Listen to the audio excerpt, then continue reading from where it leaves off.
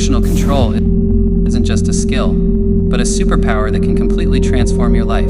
Do your emotions control you? How often have anger, fear, or anxiety stopped you from achieving your goals? And how much would your life change if you could master your emotions? Let me make something clear, this is not about anime or fictional characters.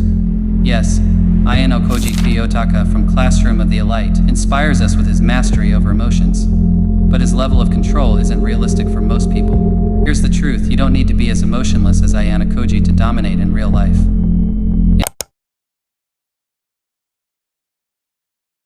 The first step to emotional control is recognizing what's happening inside you. Too often we act impulsively without understanding why.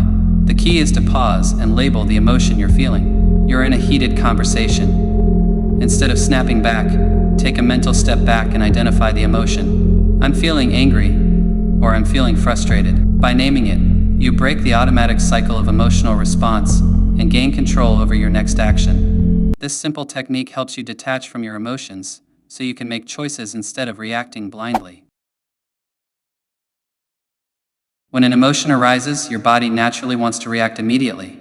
But this time you feel anger, anxiety, or frustration building up, count to 6 slowly. This small delay interrupts the immediate emotional reaction and creates space for you to choose a more rational, measured response. This technique is especially powerful when you're under pressure or when you need to keep your composure. Even the most intense emotions fade quickly. The 6-second delay gives you just enough time to regain control.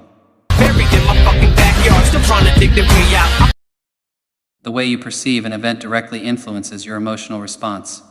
If you see a situation as a threat, it'll trigger fear or stress. But if you reframe it as a challenge or an opportunity, you can transform your emotional state. Instead of seeing a tough situation at work as a problem, try reframing it as a challenge that you can solve. This simple shift in perspective can diffuse negative emotions and give you a proactive mindset. By changing how you view the world, you can reshape your emotional reactions.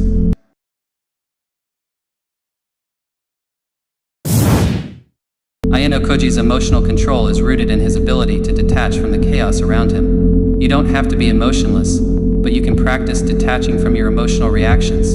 This means seeing your emotions as signals, not as commands to react. When an emotion arises, instead of becoming consumed by it, observe it. I'm feeling anxious, but I don't need to react. By observing your emotions without judgment, you stop them from controlling your behavior. This practice builds emotional resilience and helps you remain composed even in challenging circumstances.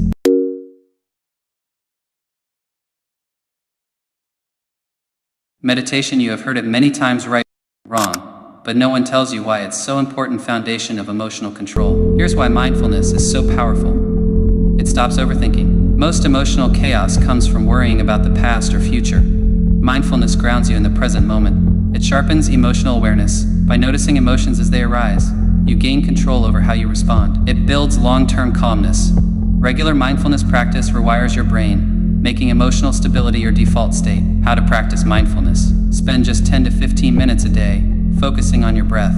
Feel the air entering and leaving your body. During stressful moments, pause and take a mindful breath to recenter yourself. Practice mindfulness in everyday activities like eating or walking by paying full attention to each sensation. Mindfulness helps you stay grounded, present, and in control, no matter what emotions arise. You've taken the first steps toward mastering your emotions. By understanding them, practicing emotional delays, and embracing mindfulness, you're building a foundation that most people never achieve. But this is only part 1. In the next video, we'll explore techniques that will make you unstoppable, from detaching from negativity to using silence as a weapon. Subscribe and prepare for part 2. Your transformation has just begun.